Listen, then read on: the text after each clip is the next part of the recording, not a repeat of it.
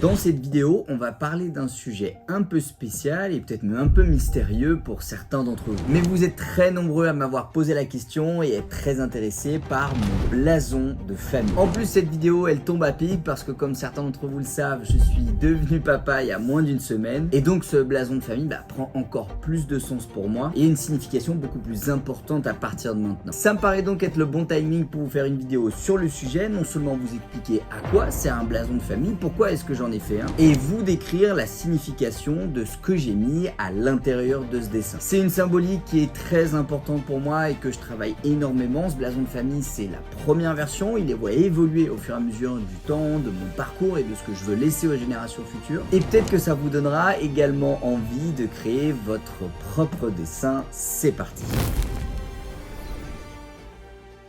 Alors tout d'abord, vous allez probablement me dire, Tim, pourquoi faire un blason de famille? Ça fait pas un peu vieillot, un peu démodé? Surtout que oui, ce n'est pas une figure qui m'a été héritée, on va dire, de mon père, de mon arrière-grand-père, etc., de mes ancêtres, mais je l'ai bien créé de toutes pièces au 21e siècle, notamment à l'aide de plusieurs membres de ma famille et ma belle-maman qui a créé le dessin. Alors vous le savez, j'ai une vraie volonté, bon père de famille et long terme, on va dire, de transmettre quelque chose, non seulement bien évidemment un patrimoine comme on en parle en long, en large et en travers sur cette chaîne YouTube, mais surtout des valeurs et un objectif commun. Et au-delà de mes propres enfants, cette démarche-là et cette vision du monde, elle inclut pas seulement les membres de ma famille, mais aussi ceux qu'on pourrait appeler comme mon premier cercle, qui peuvent être des amis très proches de moi ou des relations, des partenaires d'affaires qui sont très proches et avec lesquels je partage les mêmes aspects et la même volonté de pas faire de l'argent pour faire de l'argent, mais bien d'avoir une utilité sociétale de nos projets. Alors pourquoi un blason?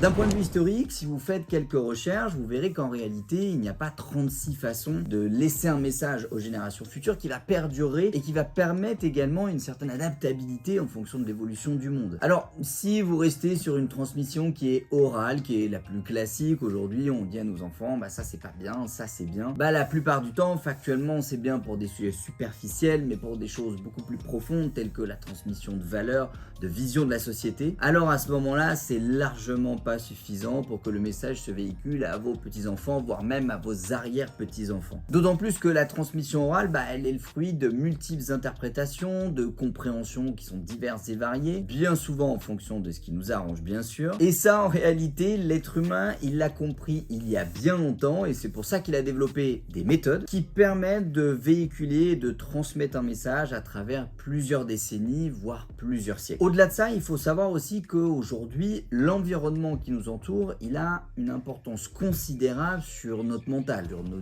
idées reçues, sur nos croyances, nos valeurs, nos goûts, nos choix, nos projets. Et de fait, la science l'a démontré, on a toujours tendance à vouloir ressembler à notre environnement et aux gens qui nous entourent. Et clairement, je vais vous le dire, la vision que je souhaite transmettre à mes enfants, elle n'est pas la vision de l'environnement ou de la société moyenne aujourd'hui en France. Et pour traverser le temps, les cultures et les évolutions de la société, vous avez en réalité 4 outils qui s'offrent à vous. Outil numéro 1, c'est une histoire écrite. La Bible pour les chrétiens, la Torah pour les juifs, le Coran pour les musulmans, bref, vous l'avez compris, un texte écrit qui raconte une histoire, en général d'un personnage avec des péripéties, des hauts et des bas, à travers laquelle on va faire passer un ensemble de valeurs, de messages, de ce qu'on juge comme étant la bonne carte du monde à adopter, en tout cas celle qu'on a envie de continuer à développer à travers les générations à venir. C'est probablement l'outil qui donne les indications les plus précises, avec un cadre qui est bien défini, et que vous pouvez décrire en long, en large et en travers. Et même si oui, l'écriture est sujet à interprétation également, ça l'est quand même beaucoup moins qu'une transmission orale. Il peut être facilement distribué à grande échelle, traduit en plusieurs langues. Bref, c'est un outil qui fonctionne très bien pour laisser un message dans le futur, comme on l'a déjà vu. En revanche, le désavantage de celui-ci, c'est qu'il donne un cadre très fermé, très immobile, et qu'il est difficile en fin de compte de faire évoluer ce modèle, puisqu'il n'est pas sujet à une adaptation en fonction de la vie de tous les jours. Et c'est d'ailleurs pour ça qu'une personne qui veut vraiment vivre comme à l'époque de Jésus, aujourd'hui au 21e siècle, c'est un peu plus compliqué que ça. Outil numéro 2, un lieu de rencontre commun. L'une des façons de créer votre tribu, votre dynastie, votre équipe au sens large, et de faire perdurer ces réunions et les valeurs que ça va incarner sur les générations à venir, c'est de les réunir très souvent en un lieu défini, plein de symboles et plein d'histoires. Plus votre message est partagé par un grand nombre de personnes, et plus il est fort. Évidemment, c'est d'ailleurs tout l'intérêt des réseaux sociaux par exemple. Et pour favoriser ces rencontres et cette transmission de connaissances, un lieu commun, défini, transmis de génération en génération, peut apparaître comme une sorte de point central qui peut traverser le temps et vous permettre à vous en tant qu'adulte de vous rappeler des souvenirs que vous aviez quand vous étiez petit et à vos grands-parents de se rappeler des souvenirs quand ils venaient de vous avoir, etc. etc. C'est l'idée tout simplement d'une maison de famille ou un peu plus spirituellement d'un temple ou d'un lieu de confession commun. Par exemple, pour les 700 associés de l'AFM, l'association familiale Munier, qui dirige le groupe Munier, propriétaire de beaucoup de marques que vous connaissez, Decathlon, Kiabi, Noroto ou encore Auchan, et dont les 700 associés sont les descendants des 2 fondateurs initiaux, eh bien ils se réunissent chaque année au même endroit pour discuter du futur de l'entreprise, de ce qu'ils vont faire, de ce qu'ils ne vont pas faire. Et ils habitent quasiment tous dans le même département, voire même dans le même village. C'est évidemment une manière de souder les liens, de créer des relations entre les différentes branches de la famille, et bien sûr de faire perdurer un héritage et un message à travers les années. D'ailleurs, c'est un sujet sur lequel je suis en train de travailler personnellement et j'espère avoir la chance de vous en dire un petit peu plus dans une prochaine vidéo. Troisième outil, un rituel ou une initiation. Méthode un petit peu moins présente aujourd'hui, quoique en réalité, elle a clairement été une des plus utilisées à travers l'histoire de l'humanité. Le serment d'Hippocrate pour les médecins, l'adoubement pour les Templiers au Moyen-Âge, ou encore l'apogée pour les guerriers spartiates à l'époque de la Grèce antique, un cérémonial ou à minima un parcours initiatique est une des manières également de véhiculer un message, un ensemble de valeurs et surtout de prêter serment qu'on va le défendre contre vents et marées dans le futur. Alors c'était une méthode qui fonctionnait très très bien à une époque où tous les hommes, quasiment avec un grand H, croyaient encore à l'au-delà et notamment au paradis ou à l'enfer. Et quelles que soient les religions, quelles que soient les croyances, les mythes, quasiment tout le monde, 1000 ans en arrière, croyait à ça. Et alors si la justice divine, comme on pourrait l'appeler, à la fin de votre vie va vous juger en fonction de si vous avez tenu votre promesse ou pas, de défendre ces serments, alors c'est beaucoup plus facile de le suivre puisque l'être humain fonctionne toujours par la carotte et le bâton. Et quand on est persuadé qu'au bout de sa vie, il y a un bâton qui nous attend si on n'a pas respecté notre parole, bah forcément c'est plus facile de le suivre. Mais ça, c'est plus vraiment le cas aujourd'hui et par conséquent, c'est quelque chose qui a tendance à se perdre et un outil qui devient de moins en moins efficace. Et enfin, quatrième et dernier outil, un blason, un drapeau ou une figure. À travers un étendard, on peut utiliser le jeu des symboles, qu'ils soient au niveau géométrique, mais également des couleurs, pour faire passer un message et encore une fois, un ensemble de valeurs. D'ailleurs, si vous regardez bien, à travers l'histoire, la plupart des hommes ont été guidés par un drapeau ou par un étendard qu'ils ont défendu et une grande partie d'entre eux ont même sacrifié leur vie pour celui-ci. L'avantage de cet outil, selon moi, c'est qu'il donne une base qui restera la ligne directrice dans le futur de ce que vous avez créé initialement en tant que fondateur de ce drapeau, mais qui permettra malgré tout des adaptations et des ajustements en fonction de l'évolution de la société. Et ce qui est pour moi un des leviers essentiels si vous souhaitez laisser quelque chose dans le futur, puisque comme vous l'avez vu en l'espace de 20 ans, on est passé de Internet au téléphone mobile pour tout le monde, aux crypto-monnaies et maintenant l'intelligence artificielle. Donc si vous créez un modèle qui est inadaptable dans la société d'aujourd'hui, bah, il n'a en réalité que peu de chances d'être transmis à travers beaucoup de générations après vous. Alors l'avantage d'un étendard ou d'un blason par exemple, c'est que vous ne pouvez pas enlever de symbole sur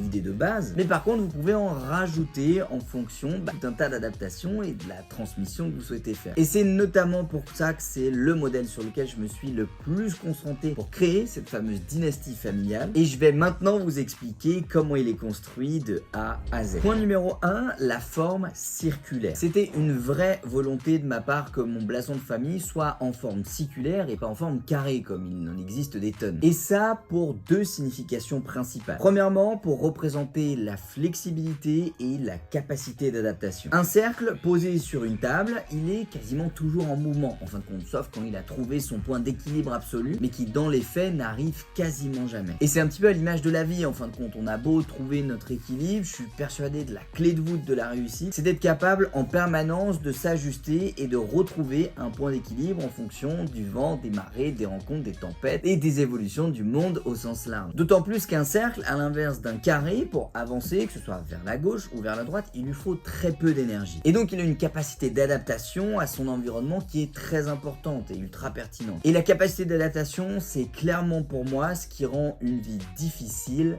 facile. Parce qu'une personne qui a appris à sortir facilement de sa zone de confort, voire même que l'inconfort devienne sa propre zone de confort, c'est clairement pour moi une personne qui est quasiment inarrêtable, quel que soit le poids que vous allez mettre sur ses épaules, parce qu'elle sera en permanence capable de s'adapter, de réfléchir, de trouver une solution pour le problème qui se pose en face d'elle. Et c'est une compétence que j'ai énormément travaillé au cours de ma vie et que je souhaite vraiment garder comme clé de voûte pour non seulement l'éducation de mes enfants, mais aussi les générations à venir. Deuxième signification pour le cercle, la notion de cycle et de temporalité. Pour moi, la vie d'un homme, avec un grand H bien sûr, elle n'est pas une ligne droite et encore moins un carré avec des bouts pointus qui avancent par phase de manière un petit peu saccadée. Et c'est un petit peu comme les cycles du temps, et j'adore faire ce parallèle avec l'agriculture par exemple, où tout est une question de cycle. Parfois, il va falloir travailler sa terre pour la rendre un petit peu plus fertile, ce qu'on pourrait appeler dans le langage business sa capacité de production. Puis par la suite, il va falloir semer et produire et amener de la quantité de travail en qualité. Et comme le dit Benoît Saint-Denis, une personne qui m'inspire énormément, travailler de manière brutale et intelligente. Et puis au bout d'un moment, une fois qu'on a semé et qu'on a laissé le temps au temps de faire les choses, alors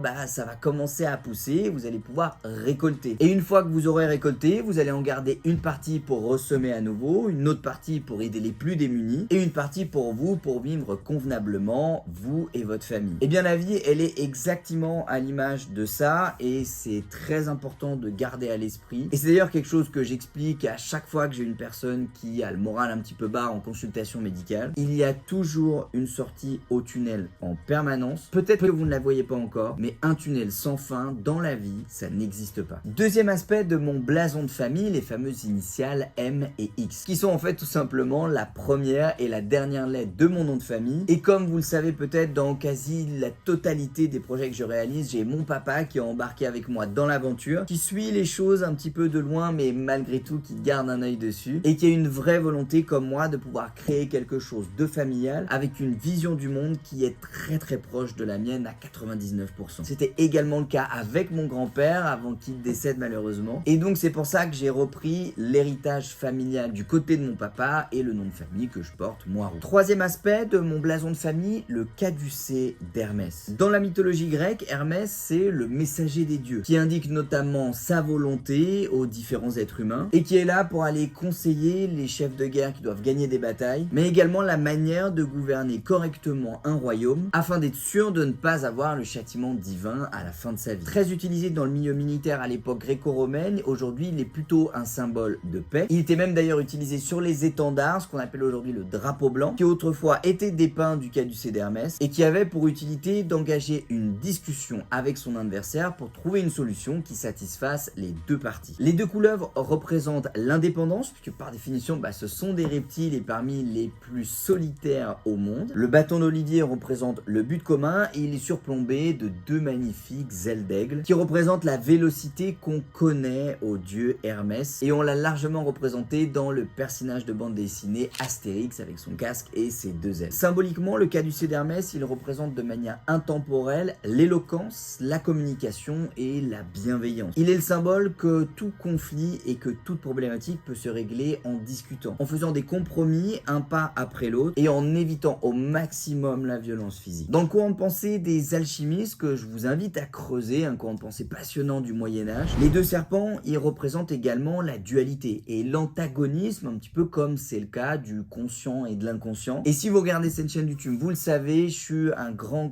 fan de science hypnotique et j'ai moi-même eu un cabinet de thérapie où j'ai pratiqué l'hypnose pendant de nombreuses années et je suis convaincu qu'un des secrets de la réussite, quel que soit le domaine, que ce soit pour perdre du poids, pour arrêter de fumer, pour lancer un business, c'est notamment d'arriver à contrôler son conscient et son inconscient. Et c'est bien la maîtrise de ces deux versants de toutes nos personnalités en fin de compte qui pour moi est le secret pour atteindre non seulement la qualité mais aussi la rapidité de tout ce que vous allez faire dans votre vie. Et pour les plus détaillés d'entre vous, si vous regardez bien, les deux serpents ont la même racine. Et attention ici, gros point de vigilance, ce n'est pas la même chose que le bâton d'Asclépios, qui lui est vraiment le symbole médical, Asclépios étant le dieu de la médecine par excellence. Et les deux sont d'ailleurs très souvent confondus alors qu'ils n'ont pas du tout la même utilité. Alors vous allez me dire, mais Tim, si toi t'es médecin, pourquoi est-ce que t'as mis le caducée d'Hermès et pas le caducée d'Asclépios? Eh bien c'est tout simplement parce que je ne veux pas enfermer les prochaines générations à travailler dans le soin, mais plutôt dans la communication vers un but commun. Et donc je préfère créer une symbolique qui est plus ouverte que quelque chose de plus fermé tel que le serait le bâton d'Asclépios et qui engagerait mes enfants par exemple à travailler dans le soin, que ce soit infirmière, médecin, chirurgien, peu importe. Et c'est pas du tout ma volonté, c'est quelque chose que moi j'adore faire, mais je comprends tout à fait que ce ne soit pas le cas de tout le monde. D'où l'intérêt de ne pas l'imposer dans la première version de ce blason de famille. Cinquième élément de ce blason qui le surplombe, l'œil d'Horus. Je suis un grand fan de la symbolique égyptienne et au sens large de l'histoire de l'Égypte antique. Et donc j'avais une vraie volonté d'avoir un symbole à la fois grec et à la fois égyptien sur mon blason de famille, et notamment l'œil d'Horus qui représente le troisième œil, l'esprit et l'instinct. Et ça tout simplement parce que en fin de compte, et je le dis en toute pudeur dans cette vidéo, dans toutes les décisions que j'ai prises dans ma vie, même si bien évidemment elles sont souvent calculées, mesurées à l'aide de tout un tas d'indicateurs, et c'est tout le sujet de cette chaîne YouTube bien évidemment, en général celui qui a le dernier mot c'est mon instinct. C'est un peu, vous savez, ce troisième œil qui, quand vous regardez un projet, une situation, une personne en face de vous, vous avez un ressenti. Et ce ressenti, c'est pour moi un des éléments que je prends en compte en dernier, et ça peut être celui-ci qui va faire que je vais jeter le gâteau à la poubelle ou au contraire rajouter la cerise par-dessus celui-ci. Dans mon blason, l'œil d'Horus, il est surplombé des rayons du soleil qui représentent la capacité notamment à voir ce que les autres ne voient pas. Et c'est le secret pour faire la différence et faire partie du top 1% de l'humanité. Selon moi, c'est tout simplement de travailler cette capacité et ces connaissances à voir les opportunités là où la plupart des gens ne les verraient pas. C'est d'ailleurs exactement ce que j'ai fait dans l'immobilier par exemple. J'ai rien inventé du tout et je suis pas plus intelligent que toute personne qui regarde cette chaîne YouTube. Par contre, j'ai travaillé cette vision à voir dans un appartement ou un immeuble pourri le potentiel qu'on pouvait y avoir et à savoir calculer qu'est-ce qu'il me faudrait pour arriver à un résultat optimal. Un petit peu plus largement d'ailleurs, l'œil d'Horus c'est également un symbole contre la malchance et le mauvais œil, et Dieu sait si les gens qui vous voudront du mal seront nombreux. Sixième élément, l'inscription Familia Nostra Divitia, qui veut dire en latin notre patrimoine familial, qui est là pour fermer le cercle sur sa partie supérieure et pour rappeler que l'objectif est de laisser quelque chose qui va grandir au fur et à mesure des générations dans la même famille. Et j'insiste sur le mot famille parce que j'ai lu énormément de bouquins sur les dynasties familiales françaises que vous connaissez et dont j'ai fait une vidéo sur le sujet que je vous mets juste ici d'ailleurs. Et un des trucs qui me fait super peur, c'est d'emprunter le même chemin par exemple que la famille Peugeot, qui aujourd'hui n'est propriétaire que 10 ou 15% de la marque Peugeot au sens large, à cause du fait que des querelles familiales ont énormément divisé la famille et que des parts du capital ont été revendues à des investisseurs privés, ce qui fait qu'aujourd'hui la marque Peugeot n'est plus détenue par la famille Peugeot. Et c'est vraiment quelque chose que je veux garder comme ligne directrice pour les générations futures. C'est bien évidemment de discuter, comme le représente le caducée d'Hermès, dans l'objectif de garder le patrimoine familial. Si je fais tout ce travail aujourd'hui, si je travaille 80 heures par semaine, chaque semaine, alors que je pourrais me reposer sur une plage avec un cocktail, c'est parce que je veux véritablement créer ce mouvement et cette roue qui va tourner de la manière automatique, la plus facilement possible, avec des rouages faciles à comprendre, pour que ça puisse être utilisé par toutes les générations à venir. Et enfin, septième et dernier élément de mon blason de famille qui vient conclure la partie du cercle inférieur, les deux feuilles de laurier qui rappellent la victoire, parce que vous le savez peut-être, la victoire c'est quelque chose qui me tient énormément à cœur. Je suis un vrai bon gagnant et un vrai mauvais perdant, et je me reconnais énormément dans la phrase très connue de Will Fisk qui dit: si on monte tous les deux sur un tapis de course, il n'y a que deux solutions, soit tu t'arrêtes en premier, soit je vais mourir sur le tapis. Alors ces deux feuilles de laurier, elles sont également là pour rappeler qu'une victoire n'a de réelle valeur que si elle est entourée de gloire. Et pour moi, une victoire glorieuse, c'est une victoire en adéquation avec ses propres valeurs. Gagner une bataille dans la vie, quelle qu'elle soit, parce qu'on a triché et qu'on a fait défaut sur le modèle qu'on avait juré de servir, pour moi, c'est une victoire qui n'a absolument aucune valeur. Et à titre personnel, si je sais que dans une affaire, par exemple, pour la gagner, je vais être obligé de tricher, d'être malhonnête, de faire souffrir des gens, bah je préfère tout simplement de même pas jouer la partie parce que c'est une victoire qui n'aura aucun goût pour moi. Et ça, c'est quelque chose également que je souhaite laisser aux générations futures. La victoire, oui, est plus que tout, mais pas à n'importe quel prix et sûrement pas au prix de trahir ses propres valeurs et ce qui nous tient à cœur. Donc voilà un petit peu pour les éléments de cette V1 de mon blason de famille. N'hésitez pas à me dire ce que vous en pensez dans les commentaires et si peut-être vous aussi vous avez un blason de famille à partager, ce sera le moyen de créer une communauté autour de ça. Et ce serait vraiment super cool dans une prochaine vidéo qu'on arrive à réunir différentes personnes qui ont créé elles aussi un blason de famille et d'expliquer qu'est-ce qu'il transpire et qu'est-ce qu'il représente. N'hésitez pas à vous abonner à la chaîne pour plus de vidéos. Je vous dis à bientôt. C'était Tim. Ciao.